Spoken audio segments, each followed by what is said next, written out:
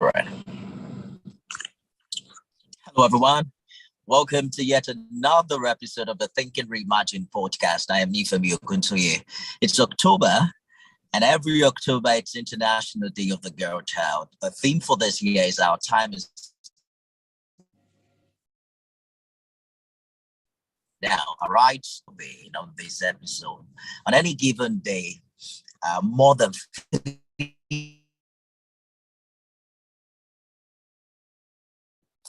Looks like we're having some trouble with Nifemi, so hopefully Nifemi will come back shortly. 100 million women worldwide are menstruating. And I hear you, Dr. Amma. Can you hear me, everyone? Yes, we can hear Now you. we can, but earlier we couldn't.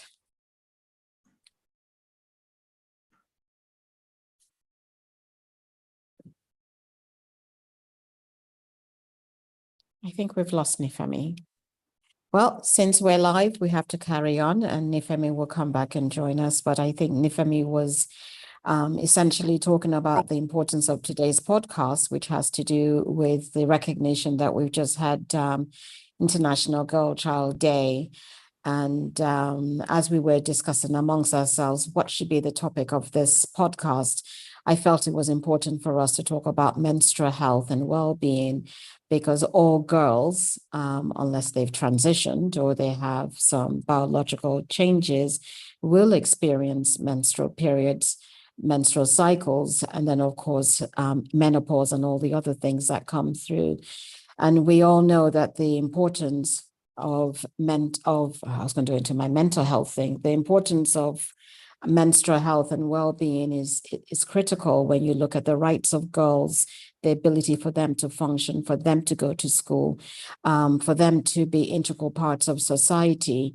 And very often, particularly in this part of the world and in others as well, girls, menstruating girls and women are deemed unclean and not their taboos, and those taboos prevent them from being part of the greater societal issues. So, it's always been a topic of interest to me, and with more and more advocacy going on right now with period poverty, I just felt that it was important for us to really look at this from a public health issue, but also from a societal and personal issue.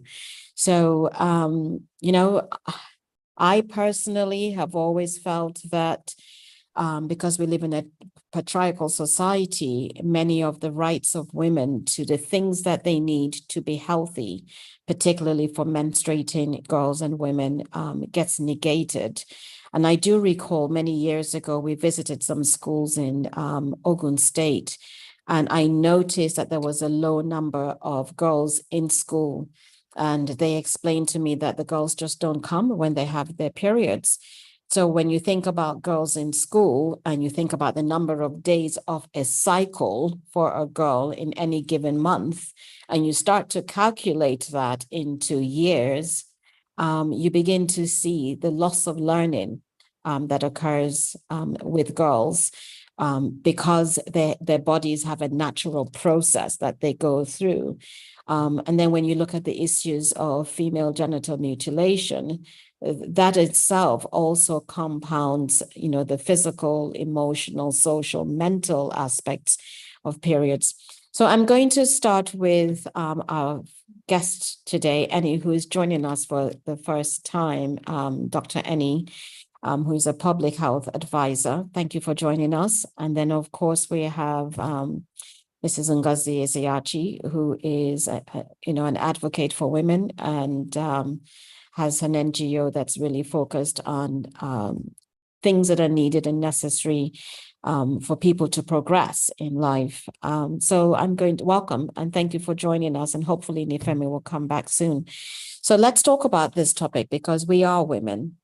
And I'm sure if I asked you to describe your experience as a woman and your periods, there will be lots of stories, but I'm always curious to ask women, How did you feel when you had your first period? And what was the reception that you received? Because that really determines how you live and cope with others when you have a period. So I'm going to start with you, Annie. What was your experience? Did you talk about it in your family? Was there health education, or did it just happen and suddenly it's like, oh, you're a woman now? Thank you so much, Dr. Amma, for having me. First of all, I'm grateful for the opportunity to be here. And to answer your question about my experience, I think it was a memorable one. I think it happened at about 12 and a half years of age. I remember that day vividly. I was home on the holidays and I just noticed that I started to be on my period. So I just then reached out to my elder sister. Luckily, I grew up with a lot of siblings who are female, so they had more experience than myself, and they just put me through. Before then, I also had the opportunity to read up on things like menstruation, adolescent age, and things like that. So that as I progressed to attain that level in my life, I kind of knew what to expect and things. But I know, of course, that's not the same experience for everyone. But I was lucky to have a support system around me when I attained menarche. Interesting.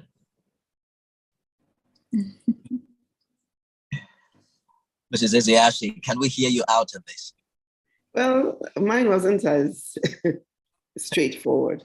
I went to an all-girls school, so talking about menstruation and periods is nothing new, because I went to Queen's College, Yaba. So when you're in an all-girls school, you find that it's something that we all talk about. As a matter of fact, if your period starts late, you start feeling left out because you want to be with everybody. You want to be part of that group that have started their period. But mine wasn't as straightforward. I started, I think, around 11, 12 years old as well. But I had very regular periods from the get-go. And I think they were very regular. I would go months without my period from the start. And it continued like that for a long time until, my periods remained irregular even until I got married. I did go to see a doctor, a gynecologist. My mom took me to see a gynecologist to try to regulate it when I was much younger, around 17, by putting me on contraceptives to try to get it to regularize. I was on that for maybe a year. And once I went off it, the same thing happened, So that I had to, so for me, that was my story for most of my adolescent years of having my period, very irregular period. I know men don't menstruate, but men also have their first experience of seeing a woman menstruate. I remember as a secondary school student, usually we would just find a female colleague with stained uniform. And it comes with a lot of drama, with the guys. Perhaps because we really don't know what's happening, and we don't have as much education as the young ladies who knows exactly what's happening to their body at the time and the changes. We just laugh about it, and then there are also some crazy ideas about, oh, she's already having sex, or she's pregnant. I mean, some really crazy ideas, that ran in our mind then as young boys in school. But Dr. Amma, even on the average, women have periods for around 40 years of their life. Then perhaps the issue of menstrual health perhaps forms an integral part of well-being that we all have come to acknowledge. Well, absolutely. And I agree with you. And I think that's the reason why this conversation is poignant, because when you think about menstrual health and well-being, you're talking about the physical, you're talking about the mental, you're talking about the social. The girls that were being ridiculed or taunted because their uniforms were stained, those are the girls that usually become self-conscious and then begin to hide and think that there's something wrong with them. Those are also the girls who will not come to school because they have their period and they don't want to be embarrassed, because it can be embarrassing to walk around with a stained uniform and everyone is laughing. So that stigma has to go. I mean, in some cultures, girls have their periods or women have their periods and they're in a hut and they're not allowed to be seen. They're thought of as unclean. So it's really important for us to begin to change that mindset and get people to understand that it is a natural thing. It is something that we women all go through, as I said, unless they've transitioned. And it is important for us to have a healthy attitude towards menstrual cycles, because that helps girls to continue to be confident. It helps women to look after their well-being, their reproductive health. You know, there are things like reproductive rights, and when you begin to negate how a woman feels and the things that a woman is dealing with, you sort of reduce them in terms of their status and their feelings about themselves. But I think that all boils down to being a patriarchal society. And so to get that sort of equity, it's important for us to address it. As you well know, in some countries, they're actually offering free menstrual products at state schools now, and there's a massive campaign so that the education of girls is not stunted because they have a biological period. You know, it's a biological phase of their lives, and in some places they've actually stopped taxing. When you think about people being taxed for a product that they need every month for 4 to 7 days, and even longer for the girls who have gone through female genital mutilation, because in many cases there isn't a way for that blood to flow naturally. It becomes rather discouraging, but also can affect them mentally as well and emotionally. So, I think it's a topic that we need to address, and who knows, maybe somebody on this panel is going to start a period poverty campaign in Nigeria, and because it's necessary. There are many girls who just are not taking care of themselves. They're using rags, for crying out loud. That leads to other infections that they have to live with and deal with. Dr. Annie, you talked about how your elder sisters helped you navigate your first experience with menstruation. Not many other young girls are that lucky to have people, help them, teach them, and help them along with their first experience. Usually, there are still many mysterious cloud hanging around the concept of menstruation. Some consider you unclean. There are particular religions that do not, you won't be able to pray if you're on your period. But as everyone on this panel knows, that menstruation is completely healthy. I mean, it's a completely healthy part of a woman's life. But would you say that there's enough education in our society, particularly to address all of the issues that are shrouding this concept? No, not at all. I mean, unfortunately not at this point. Even though women have been menstruating for years, I think the level of education has still not matched the experience.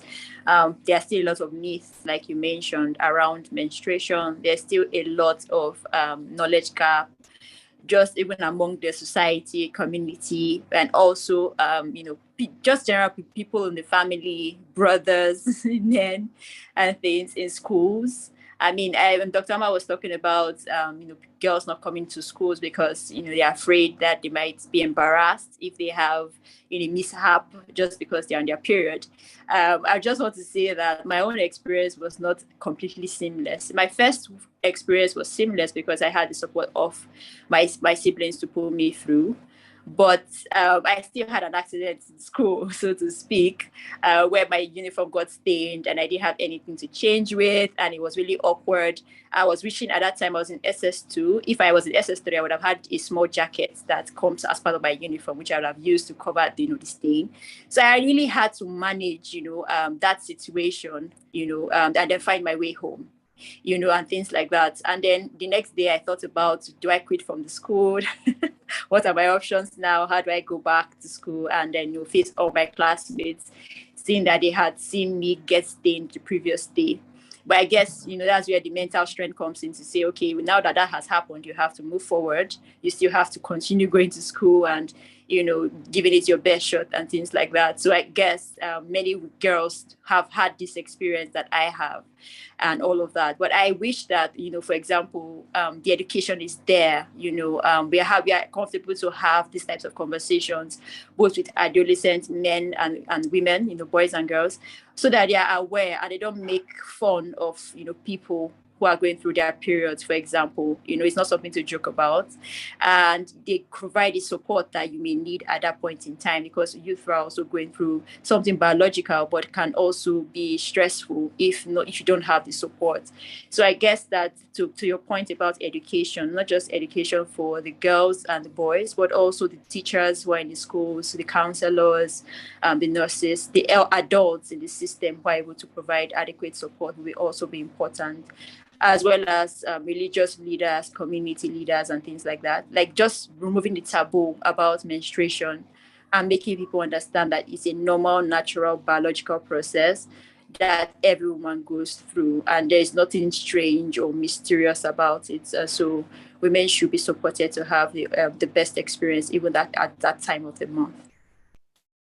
Dr. Annie, if I could add, can I just add something to that? I think we need to start with the parents. There are many parents who do not discuss menstruation with their children. Literally, the young ladies learn from their friends, or they go online to look. So I think it starts with parents. Parents need to have conversations with their children. And then, of course, expand that to the educational and the communal and societal. But there needs to be education, but it needs to start with parents being comfortable. So if a mother is not comfortable with her menstrual cycle, her menstrual life, she's not going to have that conversation with her daughter. Her daughter would just get a period and say, oh, I hurt myself. No, you didn't hurt yourself. It's a natural thing. So those conversations need to start with parents, particularly mothers, who can then share their experience and tell stories about how they've, what it means and how they can get along with what's going on. I also think that we need to stop having personally, I think menstruating girls should not be wearing white uniforms, because if they have an accident in school, they don't have a way of covering up. I mean, she's talking about having a jacket and not having a jacket at a shirt or a cardigan. I think we need to change the color of clothing that they wear to be sensitive to the fact that a girl could start her cycle whilst she's at school. And if she doesn't have anything, then she's stuck wearing that. And many schools don't provide sanitation. We're talking about the actual process, but what about the issue of sanitation? Because how do you then take care of yourself if there are no sanitary conditions within the schools to support these girls when they are menstruating? Menstruating is a cycle. What about the sanitation? That's important. What about the environment? Being understanding, because when women have their cycle, some have mood swings. Sometimes their behavior changes. All of those things need to come into play. So it's education is important, but it needs to start with parents, in my opinion, and then branch out for them. What exactly saying to the young girls? Sorry, I didn't hear that question. Maybe somebody else did, and they can respond. I didn't hear it. But I was asking what exactly parents should be saying to their children. Well, there are books out there. Well, there are books that you can. I'll let Ngozi respond. I'll just continue from where you started, Dr. Ahmad. There are books out there with a lot of information, but I think we should actually even just start by letting them know that it's actually a natural process that their body is going through. The changes, the biological, physical, and psychological changes are normal, so that there's no fear when it happens, because really it can be a scary first time. You know, when it happens to you as a young girl, it can be scary. But I think we have to start by letting them understand that there's nothing to be afraid of. It's normal, it's natural, and it's an important phase of their life. And then teach them at that stage. I'm happy with the fact that we're looking at menstrual health in a very broad way today. We're looking at the well-being, the health, education, empowerment, and the right of the girl, because all that comes together during that period. Self-aware. Once it starts, because once your period starts, then the changes in your body start as well. You start to see the different changes in your body that you also have to get used to. You know, your curves are coming out more, maybe your breasts are getting fuller. So all these things start around the same time. So it's the parents have to make them understand that it's normal, it's natural, embrace it, and be very, very conscious of yourself. Look after yourself. And I think that is very important. Information is key, both from home, from the parents, and also from school, because they spend a lot of their time in school as well with other girls. So we have to look at these taboos and these myths and make sure they are all removed. So information is key. You know, what am I going to, how do I manage it? Hygiene is very, very important as well. We have to look at hygiene. And Dr. Amma mentioned countries now. When I did the research, I think there are about 20 countries now in the world that are providing free sanitary products for girls in secondary, high schools. And I think that's important, because if hygiene is not taken care of, then they have to deal with reproductive infections, reproductive tract infections, which they have to go into, you know, all that. So it's a lot to teach, but it's not hard to break it down and let them understand. They have to look after themselves. They have to embrace themselves. They have to be aware. Indeed. Be shamed because they're on their periods. No, they should be confident about it. Indeed. I like the fact that we are exploring the importance of good information and practices. Dr. Amma earlier talked about a supportive environment such that it can aid the proper management of menstruation without stigma or embarrassment. Let's explore the issue of menstrual hygiene, access to water, sanitation, wash facilities, which I like to believe is critical to all of the things we're talking about. For instance, there was a conversation about why condoms are free and sanitary pads aren't. Who would like to talk about that? Do you want me to say what I always say, Nifemi? Please do. It's a patriarchal society.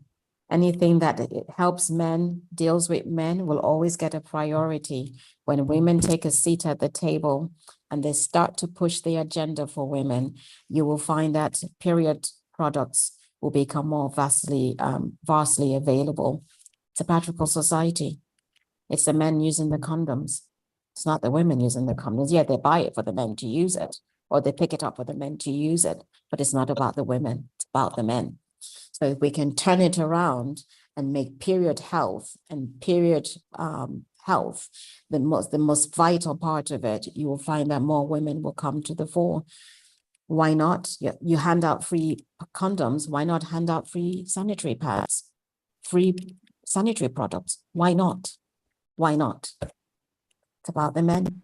So when you change that philosophy, when you change that mindset, it will become a priority. It's just not at this moment. But I'm glad that there are countries that are leading the charge.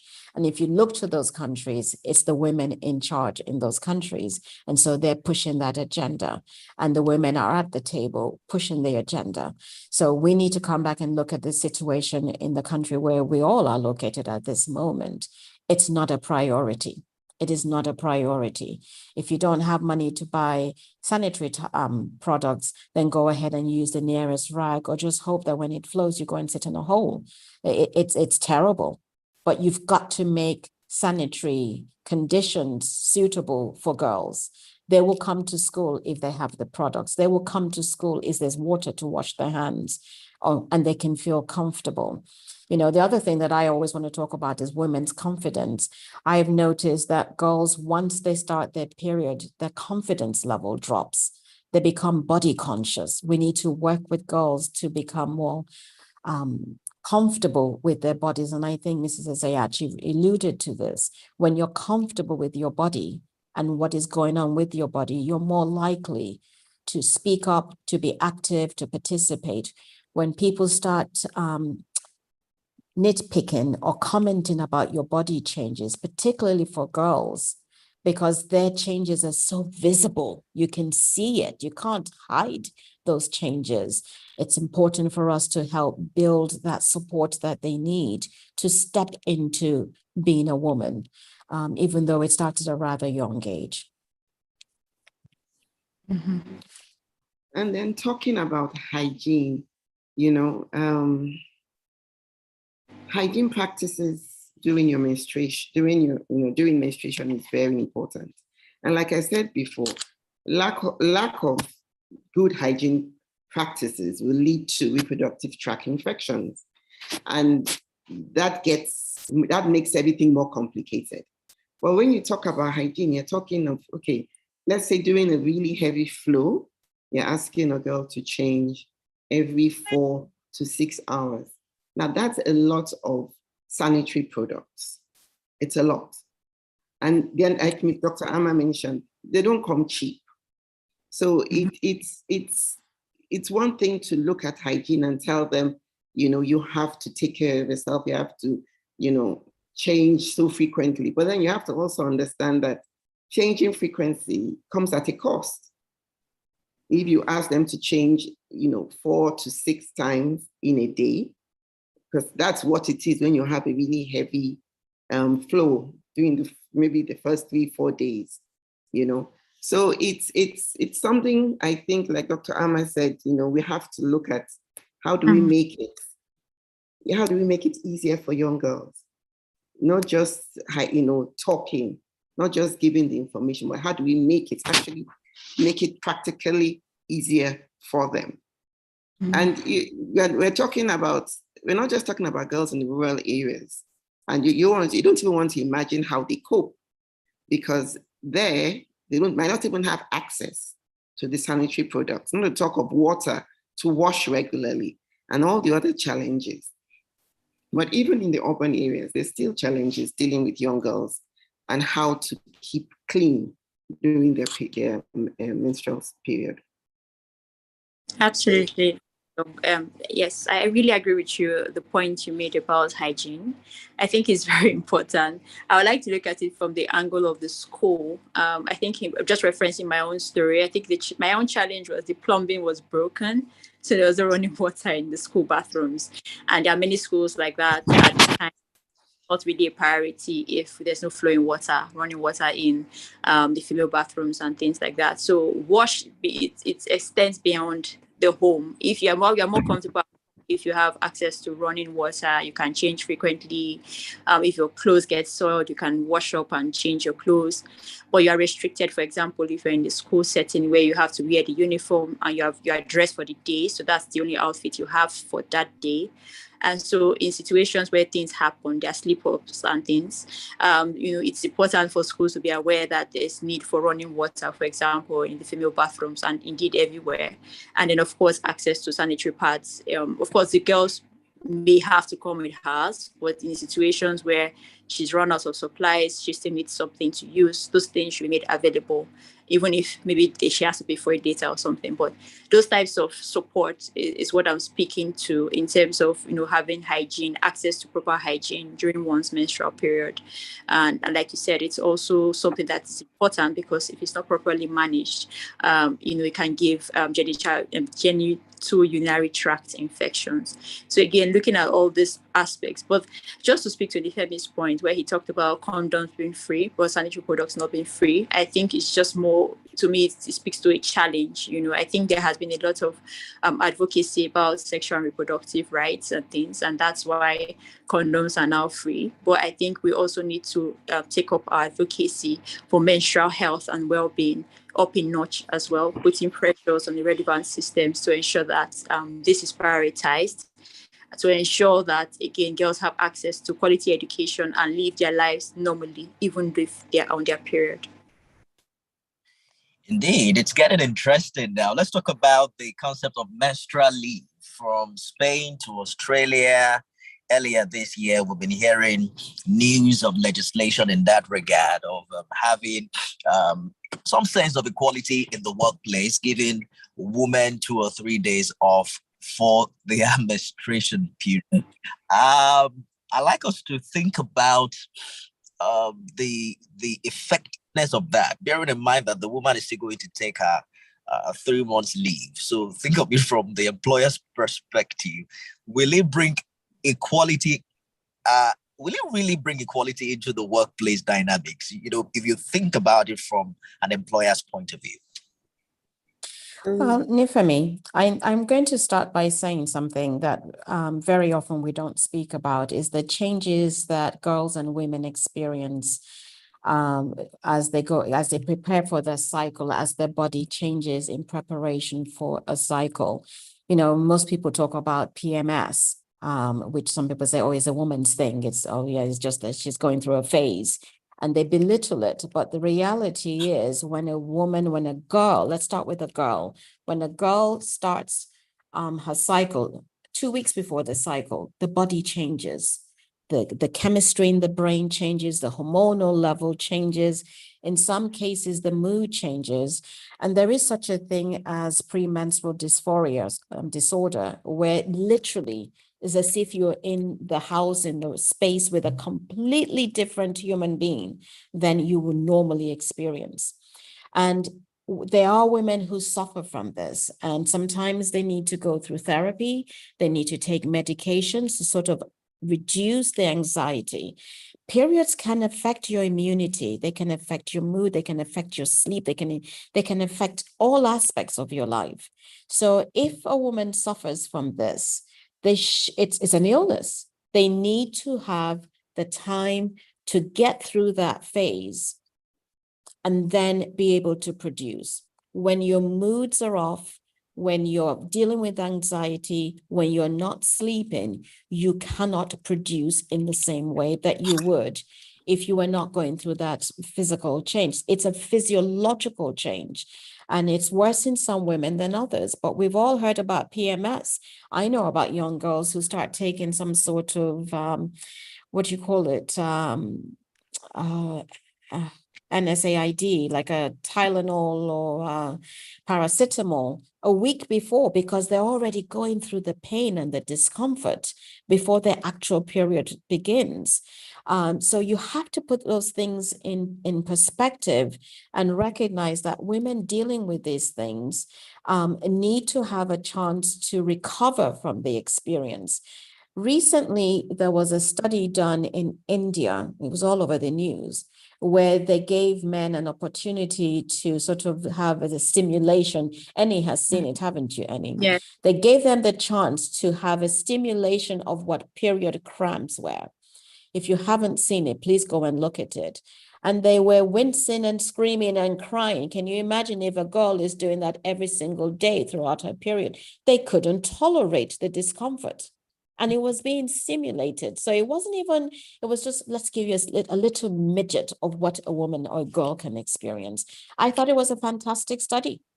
And the men left there with some sense of, oh, so this is what it is. And here I am struggling to tolerate what was considered a minor discomfort And you can think of girls going through that every single day, and sometimes worse. So you have to put it in perspective. Until you're a girl or a woman and you experience a menstrual cycle, you have no idea how it changes your mood, your physiology, your immunity, your sleep pattern. Everything gets disrupted. So yes, I do agree that it should be taken into consideration. It is not a small matter. It is not a laughing matter, but rather one that physiologically changes a girl and a woman. And many girls do come to school going through all of that discomfort because they can't stay at home. So they come to school. So we need to put it in perspective. And I think that study needs to be done in Nigeria. So if you can get people to come and do that study and put some men on camera, just the stimulation of it, the perspective will change. No, we agree that women are stronger than men in that regard. It's not that's it. That comment is a microaggressive comment. I don't think so, Dr. Amma, because I like, for instance, and here's my argument. Why don't men give birth to children? I don't think men can survive it. I've had the privilege to stay in the theater when my wife was about to give birth to our second child.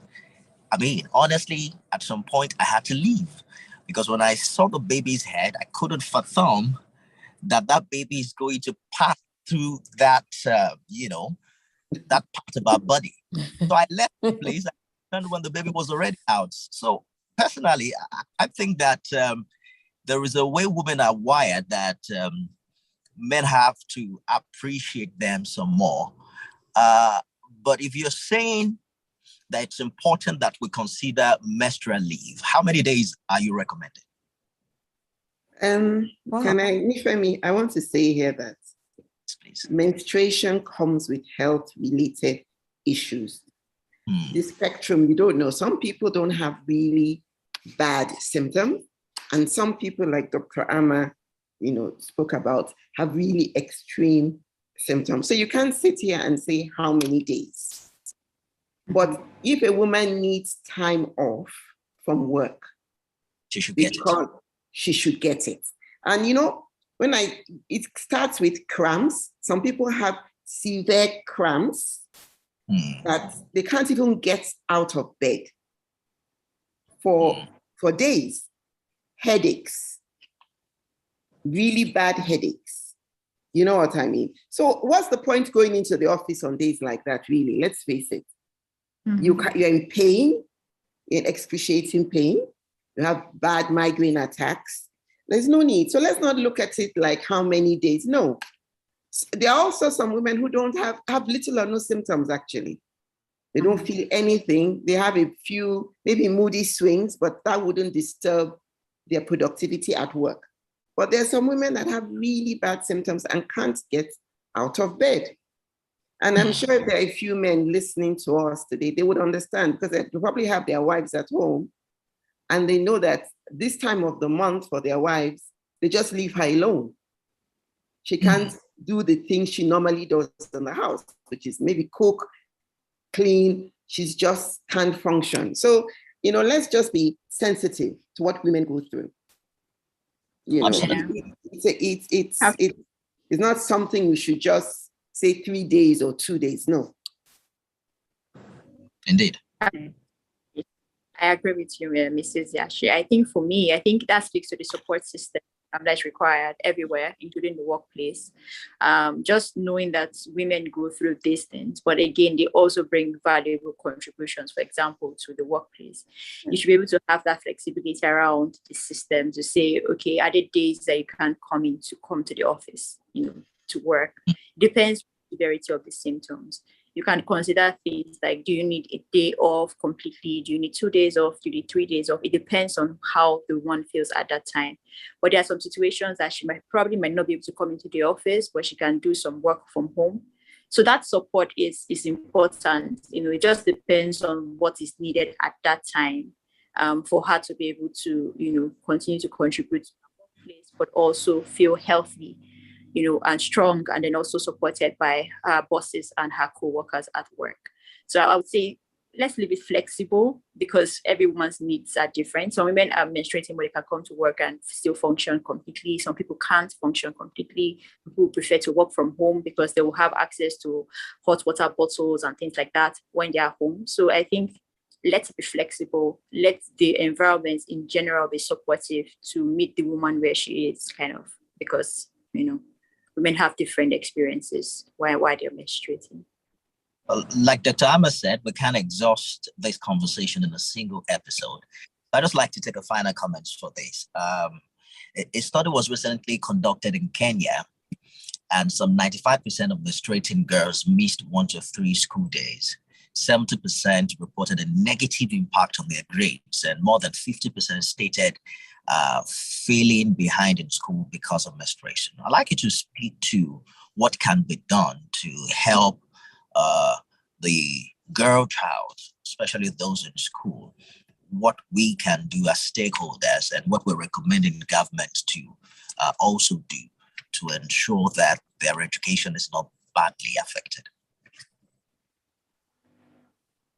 For me, I think that I want to say here that girls should learn to be shame-free when they're on their period. It is a natural process in their development. They should embrace it, and they should be confident. All these taboos and myths and social and cultural taboos should be removed completely, whereby a girl or a woman is looked at as unclean when she's on her period. She can't cook. She shouldn't do this. She can't do that. I think once we remove all those myths and those taboos, we've solved half of the problem, because that enables the girl to be confident in her skin, to have a good knowledge of herself and self-love. This is who I am. This is what I'm going through, and be honest about it. So that, for me, is the first thing. Girls need to be shame-free, and the society needs to remove all those taboos and all those myths that surround menstruation, because it's a natural process in the life of a young girl. It's not going anywhere. It is what it is, Then I'm talking about you. You want to tell me, is this like conclusion? Exactly, it is. Okay, so I'm just going to conclude using my personal experience. Like I said, when I started, I had very irregular periods and really bad. I could go months without seeing my period. And what I was told was I would not be able to have kids because I didn't have regular periods. I was going to be, I'll have infertility issues. And that was drummed into my head from secondary school. I didn't know why.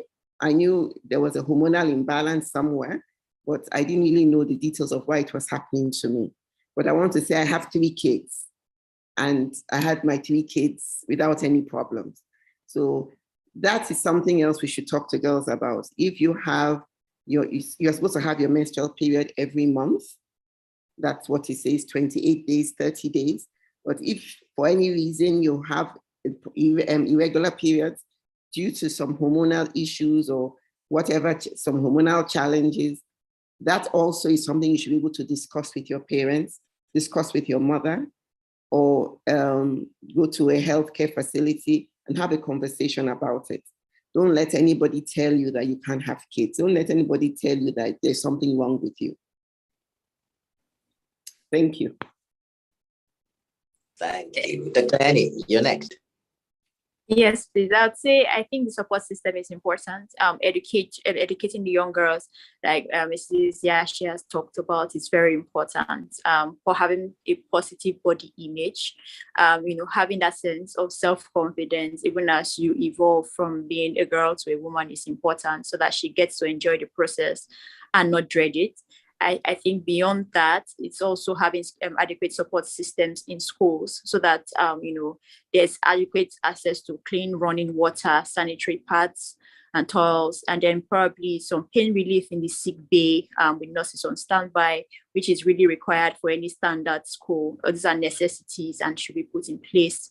And then also just the support system. So if a girl doesn't come to school and she misses a test, for example, and you ask her why, and she says, oh, I was on my period, I was in severe pains, it should be taken seriously, because there are situations where people would say, if you don't have a medical report, if you don't have a doctor's report, you cannot do it, you cannot retake a test. But really understanding that the menstrual cycle it itself can cause some severe pains that can prevent a girl from, coming to school regularly or taking a test or whatever. So those types of considerations should also be put in place. So that flexibility and the support systems, even in schools, will be important as well. So that if she does miss a test or any grading assignment, she's able to turn it in, even if she has to miss school. But overall is to make school as comfortable as possible for girls who are menstruating to be able to go to school and not suffer accidents and have a good time and still come back home and do what she needs to do. So I think that support system will be my final recommendation to ensure that girls stay in school and continue to have good grades.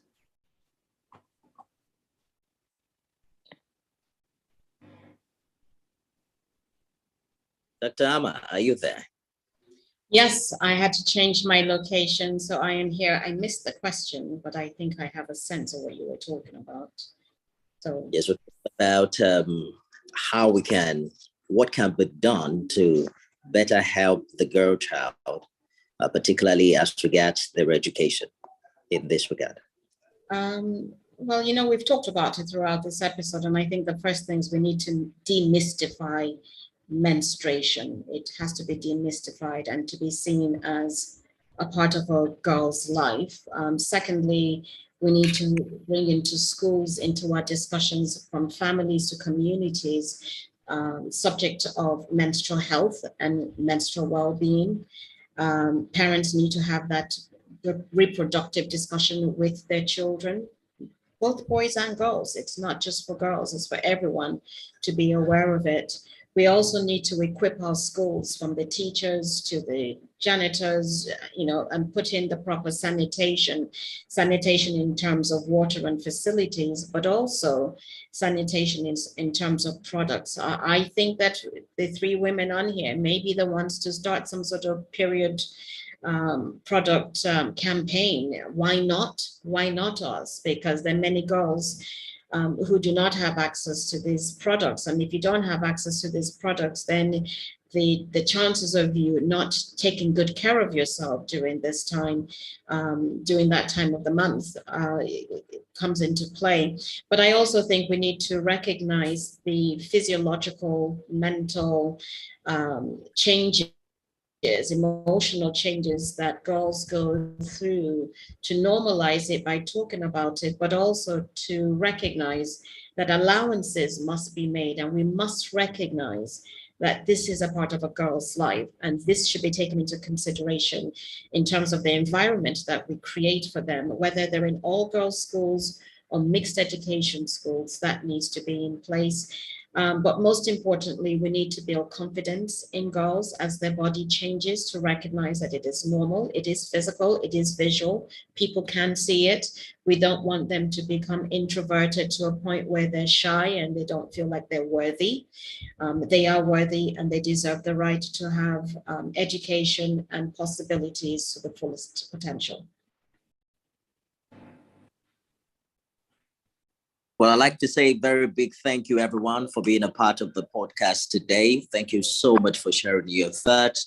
A big thank you to Dr. Annie, who's joining the podcast for the first time, global public health physician and an expert medical scientific communicator. Glad to have you join us. Mrs. Ngozi Ezea, she is Executive Director at Development Alternatives and Resource Center.